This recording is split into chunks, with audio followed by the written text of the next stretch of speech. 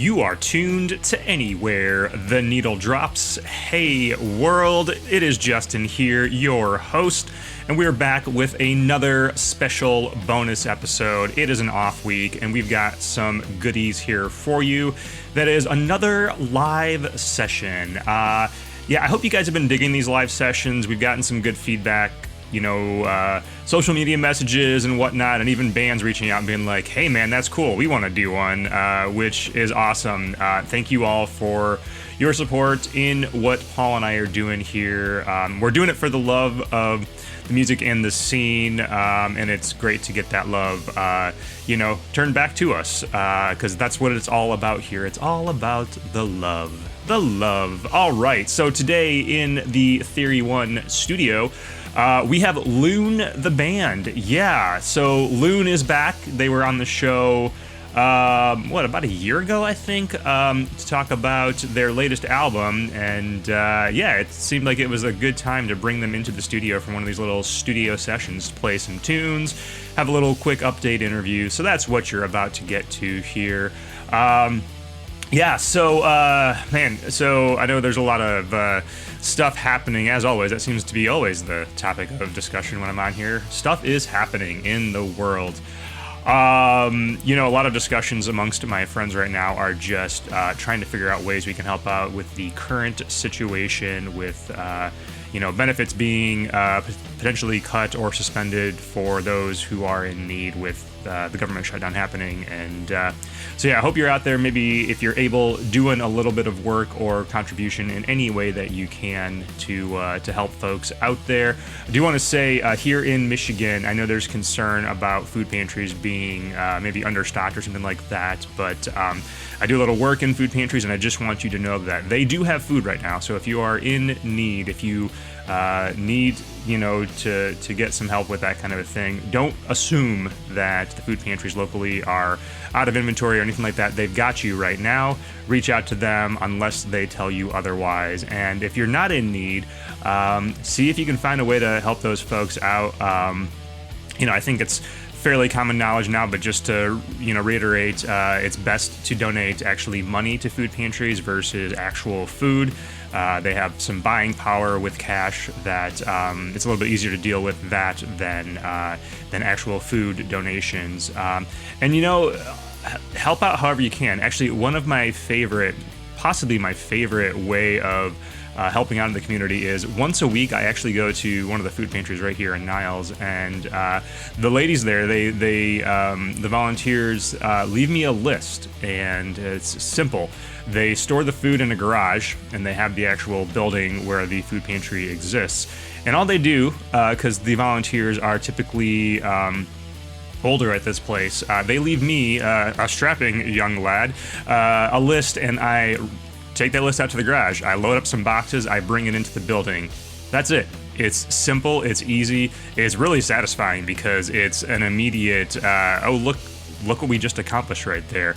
But it helps them so much. So, find a way to volunteer somewhere in your community. Give back. If everyone gave just a little bit, just spent a small amount of time, 30 minutes in a week if you can spare it, doing that, we could do great things, and we could show, quite frankly, these people in power that we don't need them. We are the ones with the power, and it doesn't matter how much money or how much corruption they pull, we can fight back. And we should fight back, and we can take care of each other and make this world a better place. So, let's do that. Let's get out there and make this world a better place. All right, Lune the Band, we've got some tunes for you from this special AtND live session. You're going to hear 3 songs from the band and an interview. It's But It Is, At It Again, and Indiana. So check out those tunes, check out the interview, check out Lune the Band, get that album on Bandcamp, and, check out a show, support your local music. Give musicians your money. That's what we say here. That's what we do here. So do that, take care of each other, and take care of yourselves. Here's to life.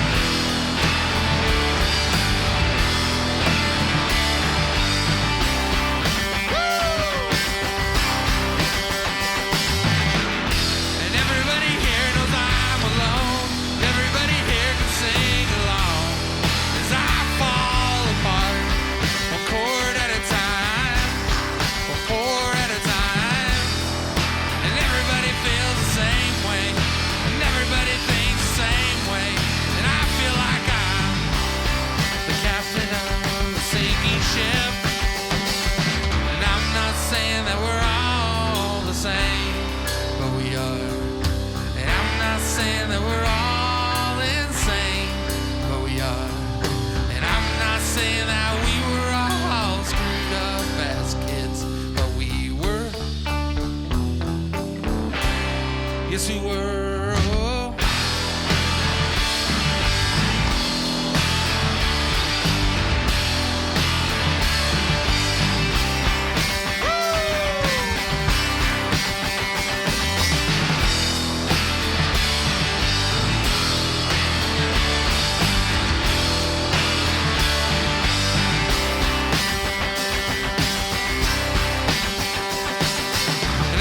Saying that we're all the same, but we are.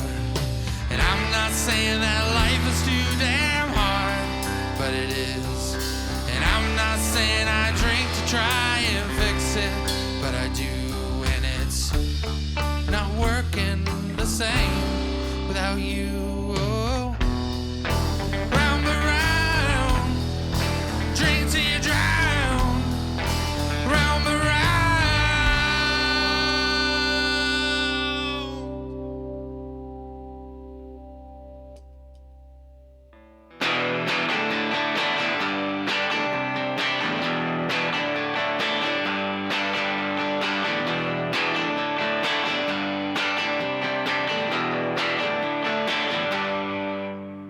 Here I am with what's left of this shell of a man, down at the bar trying to drown my heart and these scars, with Jack, Jim Beam and Jameson trying to make it all go away.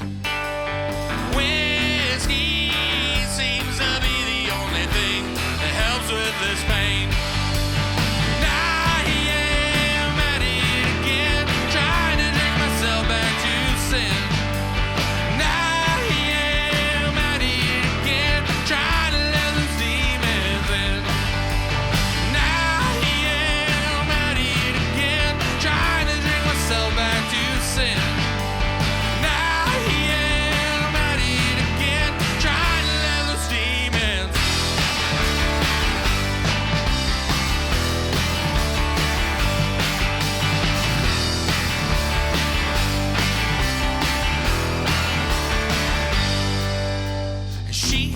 Doesn't give a damn who I am anymore.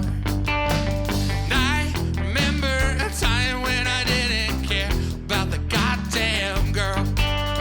Now I'm trying to find a place on a Saturday night. Doesn't have couples holding hands, dancing slow and tight. Now I am at it again, trying to drink myself back to sin. Now I am at it again, trying to let those demons in. Now I am at it again, trying to drink myself back to sin. Now I am at it again, trying to let those demons.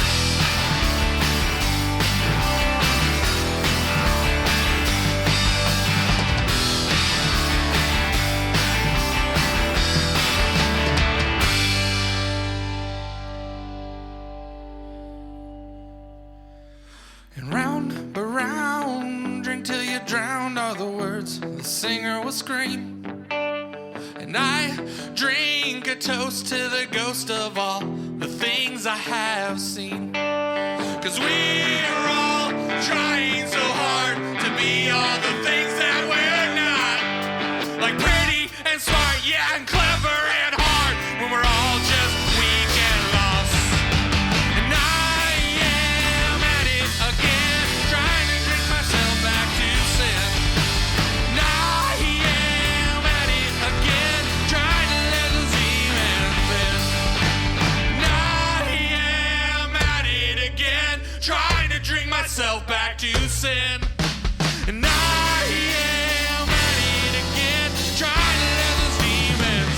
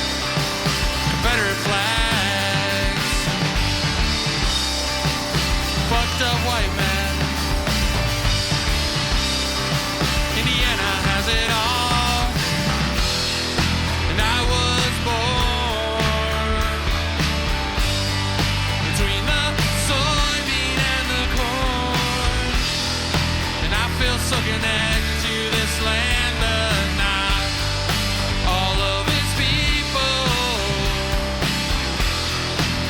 Indiana, Indiana.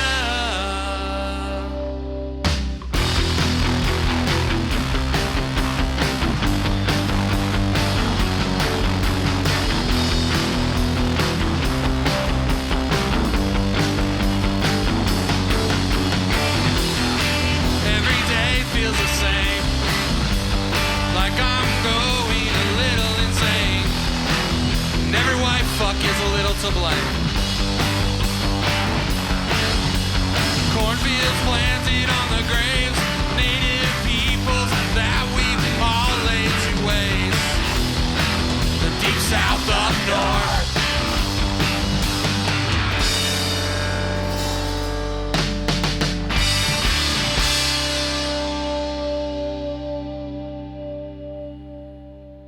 All right, Lune the Band is in the house. We've got Nathaniel, aka South. We've got Patrick, and we've got Brett here hanging out at 31 Studio. Welcome, guys. Welcome back to the show, and welcome to 31 Studios. Yeah, thank you. It's very nice here. Thanks so much. Yeah, it's beautiful. Yeah. Yeah, so we had a couple of great tracks. I love the energy you guys always bring into the room. I actually had a couple of moments when you guys were recording in here. I was in the other room. Where I almost applauded after you got done. I was like, wait, this is not the appropriate environment for that, so... I mean, it's always appropriate, right? Like, That's true, that's true. We embrace all of that kind of chaos and things that shouldn't go in those environments. Like, I'm a big fan of that stuff. Yeah, well, and I think we need to... we need to give more props in this culture, like elevate each other a little more. So, yeah. So last time we talked, it was I think 2024, maybe. The latest album, The Ship Sails On, was just about out at that time. Yeah, I think were we in mastering? We gave this really teasing discussion of like it's gonna come out. We don't know when, and maybe it will have come out already, and you don't know. So yeah, we were like stumbling through the last couple steps of like, how do we actually pick a date to get it out there? But yeah. And it's out now. We did it. It is. We did the thing. Yes, we did. You did the thing, yeah. As I recall, actually, already several people had received the album at that point. That was the whole thing. I think that was discovered during the conversation, right? Yeah. I don't know what anyone's talking about. Yeah. So how do you decide who gets to hear the album ahead of the release? There is no way that I'm going to get into that on a mic.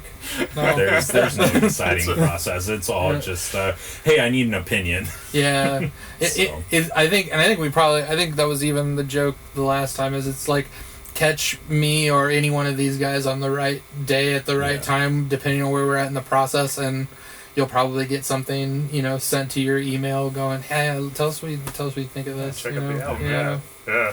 Also, you just get you put so much collective energy into the thing. And I know it is very hip in some ways for artists to be aloof with their desire for interaction with other people and feedback, and where I also would say that I don't ever write a song. I don't think these guys ever collaborate on a Lune the Band song where we are really consciously thinking of someone else. You want that like you don't make this for people to not hear it and not be moved by it, hopefully, and react to it, hopefully. So yeah, you get antsy towards the end there, where you're just like, I want this thing that I'm proud of to be out in the world and people to be able to hear it, and I want to know if it's as cool as I think it is. Yeah. So yeah. Yeah. Well, and just to let you know, the album was as cool as I think you think it is. So, Thank you. Yeah. So how's that felt? It's been about a year now, right, since the album's been out? It'll be a year next month. That's wild. Okay. Yeah. All right. Yeah. So right about this time, this hitting the feed for everybody. Mm-hmm. So how's that felt with that year, with that album behind you, under your belt? It spurred us to play a bunch more shows, and we've gone through periods of time where we don't play a lot, and we play a bunch, and we don't play a lot, and so for me it's been really great to have a specific new thing to want to go and play for people and with these guys. So it spurred a lot more live shows, and that's where all the joy is for me, is in the live stuff. So just sharing those new songs and be able to talk about the stories and talk about the music with people at shows. Yeah, I mean, I think that's the thing for me is, like, in the last year, every single show we've played, I can't think of one where it was oh man, that could have been better. Like, I think we've all walked away from every single show, like, really happy with it, whether there's a ton of flubs in the music or not. Like, emotionally, we just walk away very high on life. Yeah, it's, it has been, good to just have something that for me is so personal out in the world, and I think something that is potentially important for the people that it needs to find when they find it and they listen to it. But I also, like, I was thinking about that on the drive to here, about how to Patrick's point, I once said to, I think it might have been to Nat or about spaceships specifically, I was talking about how they've gotten to that point where I don't think they can capture that on record anymore. And if you're very, very lucky as a band, and it's very hard to explain to people what I mean by that, because it's not a bad thing. If you're very lucky and you find the right people to make music with, you can get to a point where it's probably impossible to truly capture the live energy in a recorded place, like, because the recording process is what it is and is kind of a little bit more isolated from that specifically magical live energy that I think is really important and special. And so the record is something that I'm so proud of, and I think it's something that we recorded all ourselves, and Patrick did the heavy lifting on mixing it. I was there pretty much the whole time of the mixing, but mainly just as a second set of ears. He was doing that, and then Brett would come in. But, that being said, having this very cool, very well-made record still doesn't hold the same place in my heart as it does those nights when we get to set up and play music in front of people and get to have that energy interaction. I don't know, it's something that I keep trying to figure out how to explain it, because it sounds like I'm almost saying that recording's not important or worth it or not special, but it is. Like, that is a very specific way to paint the picture of these songs and of that process, and it's very cool and it's very fun, and I love the nerdy process of recording a record. But ever since I was a very broken 14-year-old and I stumbled into the hoi polloi and saw my first punk show, there is nothing that will ever make me feel as home and safe and as good as a loud fucking band on stage and a bunch of people screaming along to the words. Yeah. It's communal. Yes. Is what it is. I mean, I've seen several of those shows this year that you guys have played. It's been nice to see you guys out and about more often this past year, so I've had those opportunities. And again, just now when you guys were playing, you can just feel that energy in a way that, you don't get it over a pair of headphones or over a stereo system. Yeah. So, it's an awesome thing. Glad you guys are out there playing a lot more shows, and hopefully keep that up for a while. Yeah, that's the plan. Yeah. I always joke that we're the, I probably said the same stupid joke last time too. we're the I'm sure they won't give you a hard time about it at all. No, not at all. No. We're the longest running band nobody still knows about in South Bend. So the album was it a conclusion to the Ships series? Is that sort of the end of that phase, or tell me a little bit about that? Take it, man. Yeah. Yes. The Ship series was always in my head 3 records, even before I knew what they would be or how they would work. And it just so happens that emotionally it has worked out to be that. Like, this felt like not the last time I would talk about some of this stuff. Some of it is just ingrained into me. But the last time I would dedicate a whole record to be like a specific kind of exploration of my childhood and my traumas and my reactions to that. I have a lot of desire to keep writing songs and to keep going forward, but I would like to start pushing myself to get into other things that mean a lot to me. And this just felt like, you know, I put it all out there. Like, to me, the whole record, and all three records together as a bigger piece. You know, the first one is very much a person who is broken but doesn't know how to explain it, and so it's coming out in these drips and drabs, but it's not a cohesive thought. The second record is somebody who is at the absolute bottom. Like, it is such a testament to my 20s, and specifically my late 20s, when I was it was the darkest I've ever been at. And then this one, the Ship Sails On, is about surviving that.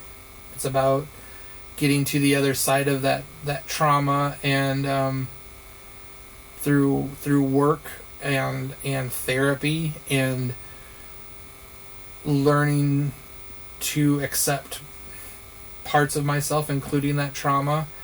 It is I think a very intense but very hopeful record of, like, you can get through this. There is a place to get to. It doesn't just have to be the raw emptiness, which is what childhood trauma does. What severe childhood abuse and childhood trauma does is it takes that childhood from you. It takes a piece of you that should not be taken from a child. This idea of unconditional love and safety and just the protection to be a kid. I didn't have that from 8 or 9 on. Like, it was just not there. And that does a lot to you. Your brain hasn't fully developed yet. Like, you don't even know how to understand what's happening to you. And the toll that took on me, it took a long time for me to figure out my shit. And I know that there are lots of other folks out there who have gone through the same kind of thing. And to me, The Ship Sails On, from the artwork to the songs, the whole thing is this kind of like forward momentum of, yeah, but if you can get through this, and if you can accept yourself and accept what happened, then you can become a happy human being. And it is hard to explain to folks that for some of us, you don't think that. I went through decades of my life thinking that happiness was not a thing that I could have. That it was just something other people got. And when I listened to this record, and especially, I think pretty obviously, the last track, Don't Give Up the Ship, to me it is very much a final explanation of me to everyone, that you can both have that darkness and those experiences and become the kind of human that you want to become. So yeah. It's a very cathartic album, especially knowing the other two albums. You definitely have that sense of, as a listener, the sense of release, or like it definitely seems like we're ending on an upswing. Yeah. Which is great. So obviously that's a lot of very heavy material, very introspective material. So as you look forward to future projects, do you expect them to be similarly introspective, or do you expect maybe to be taking on other themes, topics? What's the next set look like? I feel like I'm talking so much. I just play drums. I just play bass. I love these guys. Honestly, they bring themselves to this, and they make the whole thing better. But yeah, it often starts with these kernel of ideas that start with me. And no, man, I'm a serious, intense person, so like that's not gonna go away. Like I think that where I want to target is going to change. But frankly, the first song I wrote post this record is about my mom, and we haven't had a chance to get that up on its feet, but it's ready to kind of go to the last phase with these guys, and then get eventually inserted into the live show. But it's a song about that kind of touches on some of the thing, because my mom was one of the people that abused me, but she herself was abused by my dad, and that's complex. But she passed away, and she passed away poor and broken down by capitalism, and it's about that. It's a song about kind of it's like she died with a reverse mortgage with the bank pointed like a gun at her head. It's so like I'm not gonna stop being me, I guess is the way of saying that. I'm just gonna change the target, so to speak. Yeah. There's a lot of things right now to talk about. There's a lot of important things happening that I think all three of us feel very passionate about, and now more than ever, if you have a mic or a platform or a stage or a way of saying out loud to your community and to the greater society around us, that you are not, going to be somebody who sits idly by while people get kidnapped off the street and sent into dark holes that we lose track of where they're at, who they're at, and children are being separated from their parents, and all of my queer fam, and especially the trans community, is literally functioning in a waking, walking nightmare right now.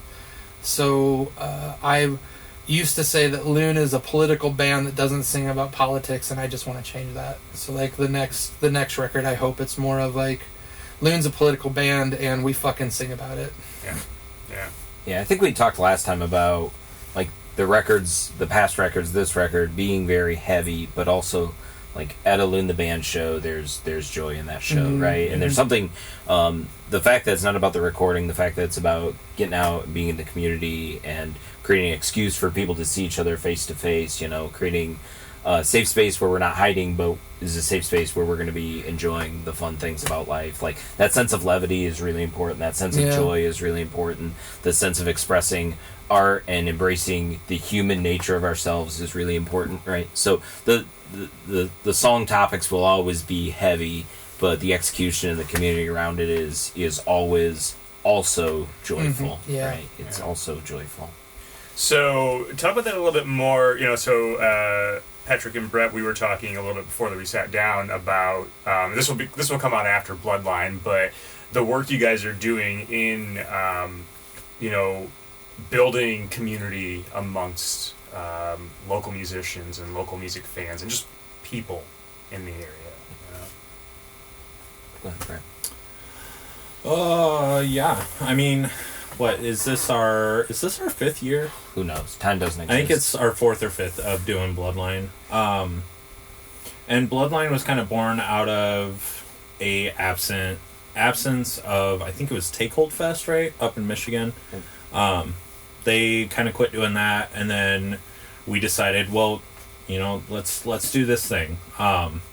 And so it's been going for a while now, and it always ends up feeling kind of more of like just a hangout with really good music than it is about music.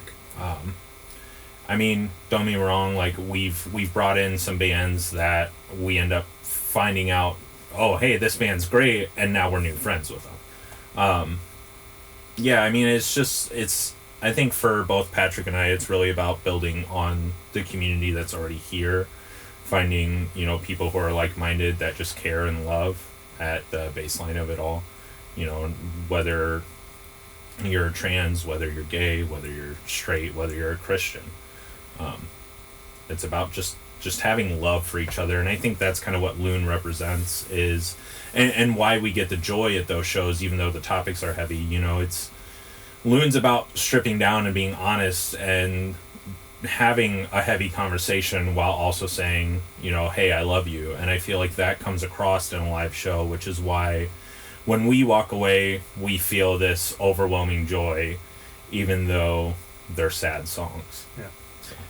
They're also sorry, I want you to talk about community stuff too, but that just made me think real quick of they're also fun songs. Like if you took the words away from most of them, they're bops, like they're catchy, they're up tempo, and that's not on accident. Like I've always enjoyed that, like, well, if a spoonful of sugar helps the medicine go down, right? So if like I'm gonna hit you with some like heavy shit, then I at least should have the decency to give you a nice sing-along chorus to go along with it. You know what I mean? I mean, I've been at those moments at your shows when, At It Again, or like one of those moments where everyone in the room is like plugged into that moment and singing that lyric or clapping along. Like that does translate, and that does, whether someone's coming from a dark day or whatever, like that does so much for all of us, it is important. Yeah. What it boils down to me, is like we need more excuses to get out of our houses and see each other face to face, and that the festival thing, the live shows, all of this stuff, community action, getting out, clean up the highway, making some food, whatever it is, like especially as us and our friends age, it's so easy just to stay home. Yeah. Life in your four walls is usually so much easier than it is in public, and you get to insulate yourself from people you don't agree with. You get to insulate yourself from feeling empathy for people that you're seeing tactilely. Like I can see the texture of your skin, Justin.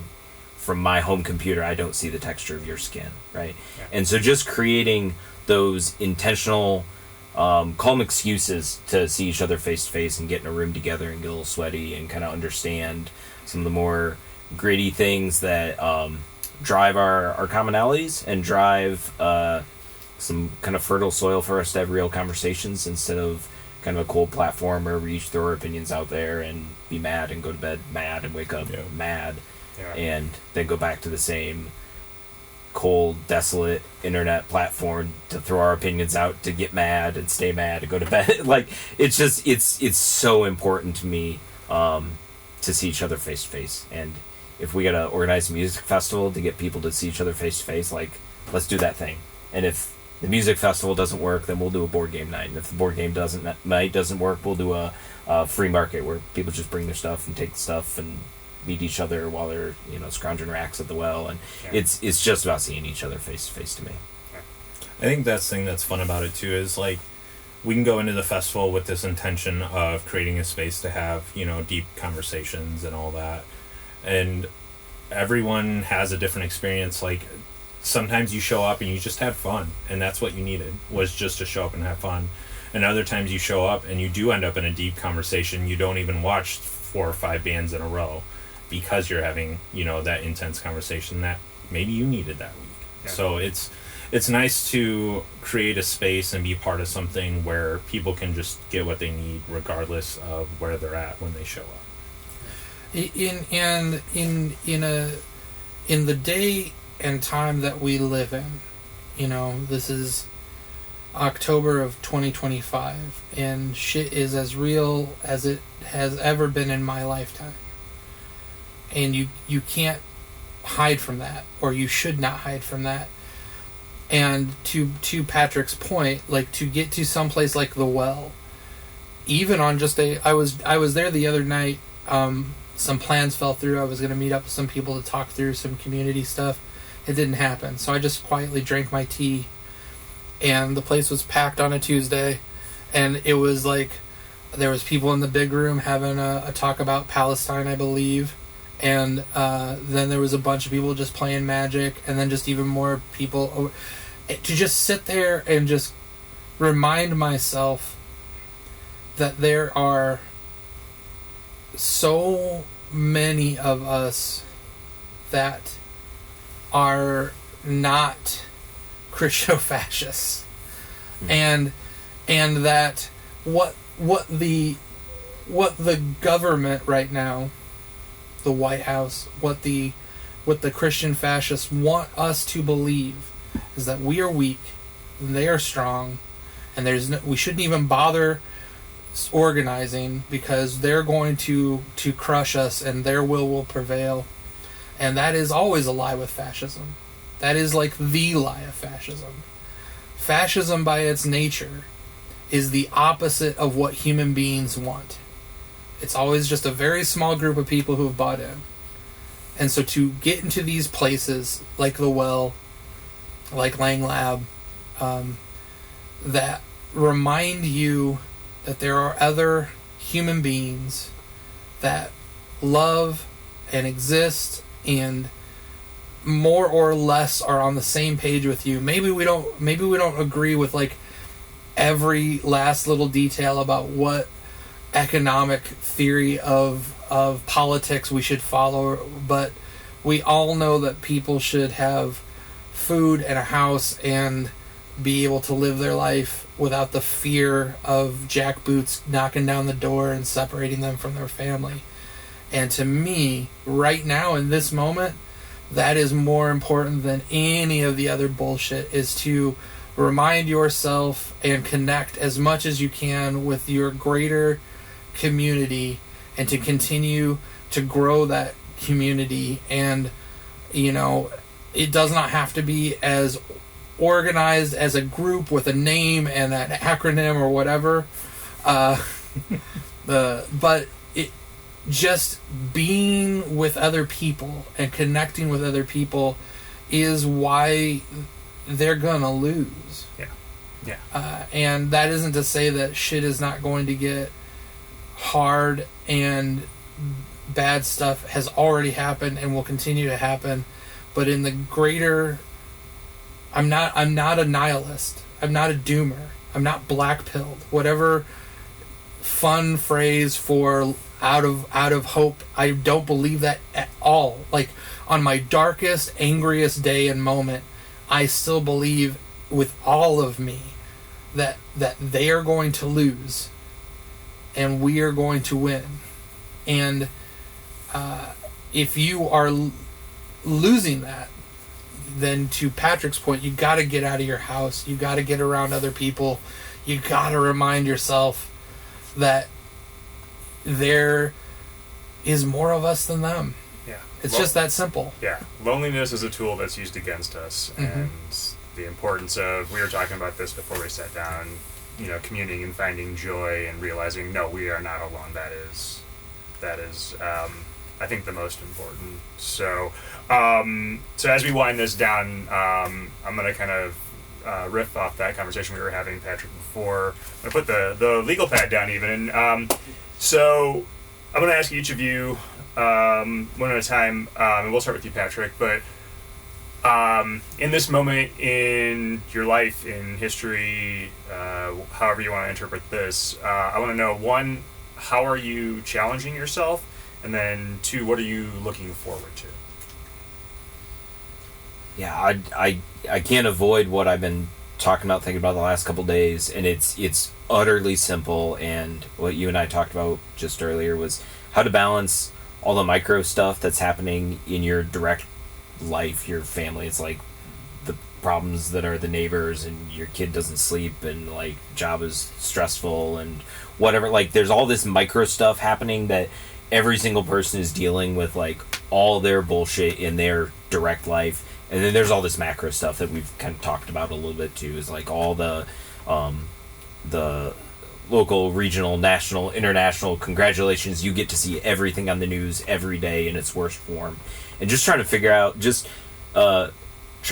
how not to be frozen by all of that and not know how to react or what to do at all. And what I have just returned to vowing myself every day is just that I'm going to interact with every person that I see from a point of love. Is like, how can I, in every single interaction that I have today, no matter how banal, no matter how mundane, like ordering Taco Bell, like picking up whatever from the grocery stores, like how can I see every single person as a human, and how can I posture myself in loving another person because they're another person, and in hoping so, like, give them a little bit of peace of joy, give them a little reason to see the next person as a human. And it seems so simple and silly just to, like, why can't we just see every single other person that we see face to face and just, like, recognize that they've also got macro and micro bullshit that they're dealing with.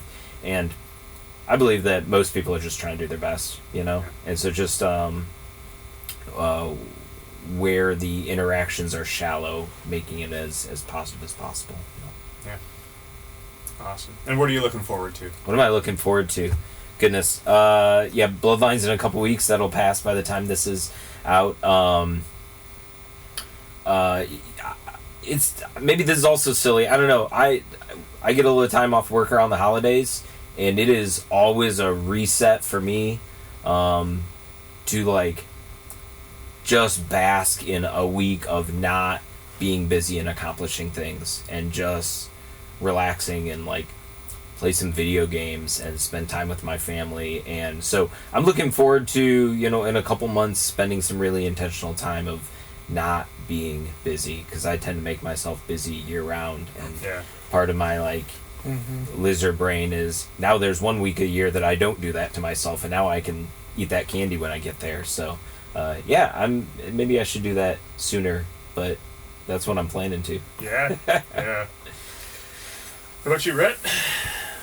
Oh, you brought two really hard questions that I was not prepared it's my to think job. of. That's what I do, you know? As far as challenging myself, so I've kind of cut back on some stuff recently as far as, like, music and things like that, just to try and create some more balance. It's something that I've always tried to be mindful of. I'm trying to look at things in a different light in my own life personally, as far as, like, music and festivals and things like that. I'm part of trying to be more intentional about, rather than just doing the thing, how can I make this the best thing I can do? Sometimes that's really messy. Sometimes that's also, you know, focused on how am I as a parent, how am I as a husband, how am I as just a person. I think it's really easy to get caught up in the day-to-day to where you are not intentionally thinking about those things. You're not being intentional about how to react to a situation. It's really easy to just react. So I've been trying to challenge myself to look at things in a different light and really think about what the best reaction is and what the best solution is, rather than just hopping in and solving the thing. Because that's how I've always been. I've always had the attitude of, like, okay, well, there's the issue, let's figure it out and take care of it. So yeah, I've just been trying to stop and focus a little more on what's the right solution rather than just doing the solution that I think's right off the bat. So, as far as something I'm looking forward to, I really don't know. I mean, life's been pretty chill and straightforward. You have its ups and downs. I think I kind of like Pat, like, you know, after Bloodline, I'm clear for the rest of the year, and so that's kind of nice to always have that little reprieve in the wintertime of getting to chill, just hang out with family, and like rather like not only focusing on the family but making excuses to get together with friends and do things like that, because during the summer and stuff with music and just life in general, everything's busy, right? So we don't get that intentional time to really spend with our friends. And I was lucky enough to do that. Just, I think it was last weekend we got to go camping with some friends, and it was a little more intentional. And yeah, so just doing some more stuff like that. Nice. Yeah. Reprieve is always good. Yeah. All right, Sal, take us home. I continue to push myself to try and communicate with as much tact and bravery as I can muster, where I think we are, what I think it means, and where I think, you know, we're headed on kind of that macro. I'm kind of very terminally plugged into where things are going and what's happening. It's just kind of how my brain is. I am personally pushing myself, and have been for a while now, to help as best I can to organize my community, to figure out groups of people to come together and try and figure out how we help the folks around us feel safe at a time where it seems impossible for anyone to feel safe. So it's hard. I can be a very opinionated soul, and putting those opinions to the side for the greater organizational good is not always something that I do naturally. And so it's been a lot of,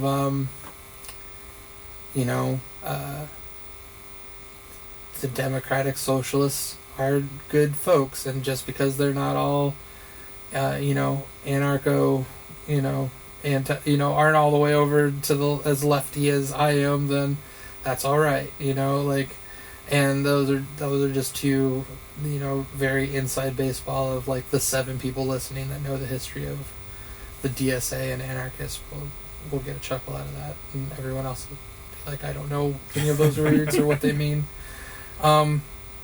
But trying to do that kind of stuff, trying to not just sit and worry and watch, but to figure out ways to be proactive. That's what I continue to push myself to do, and it's not easy. And anyone, this is a little my 2 cents. My advice to everyone listening is, if you ever walk into a room and somebody presents themselves like they've got it all figured out, leave that room immediately. Just leave. Try and get others to leave with you. It's a bad scene. Anyone right now who if you walk into any room where they're organizing and somebody tells you they know exactly what to do, that's not cool, because nobody knows exactly what to do right now. We're all figuring it out as we go.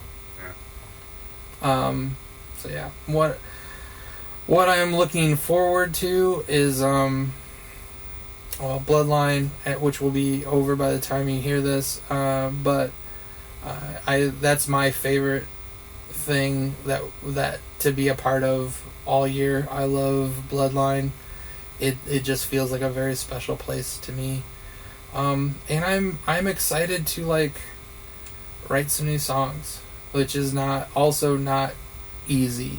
Like, man, I don't even know how to explain the like post recording a record like creativity wipe that it is for your brain as a songwriter. But like it's all there. Like all the good stuff that I had piled up, it's all on that record now. Yeah. And so like you basically are just starting back at zero and going, you know, I have this one song about my mom, and that's how it kind of starts. Is you get the one song, and then who knows how long, but eventually you'll kind of piece together the second one, and hopefully in another 6 months or a year, maybe I'll have enough stuff cobbled together to come to these guys in a more organized way and go, all right, let's try and figure out how to squeeze some time into everybody's schedule to start working on these. But I love making music with these guys. Like they have to deal with it all the time. I will just like sappy message these guys randomly and because it'll just be on my heart that I just love both of them and how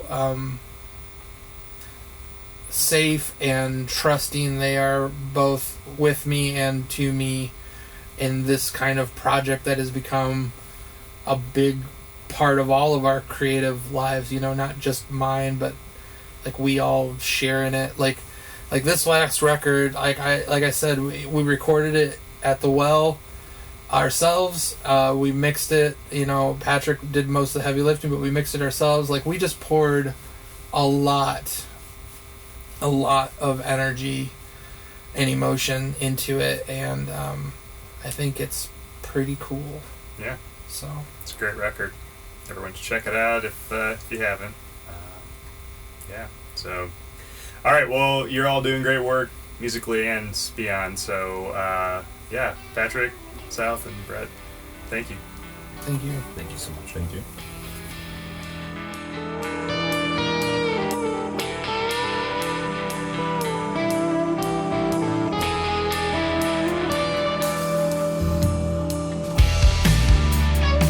You have been listening to Anywhere the Needle Drops from Red Chuck Productions.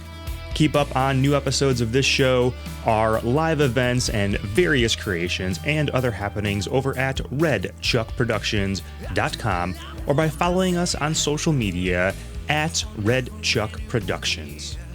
Special thanks to Hero Jr. for our theme music. You can check them out over at herojuniormusic.com. That is Hero, Hero, Junior, JR, music.com. A big shout out to Paul Clemson and Theory One Productions for handling sound duties and so much more. Check out their magic over at theory1productions.com. And a big thank you to Earthworks Audio for outfitting the Red Chuck studio. See their microphones and their other products over at earthworksaudio.com. Be sure to support all of our guests by visiting their websites, social media, clicking that subscribe button, seeing them live, and checking out their merch stores. Give musicians and artists your money. We'll be back with the next episode. Until then, thank you for your time. Here's to life.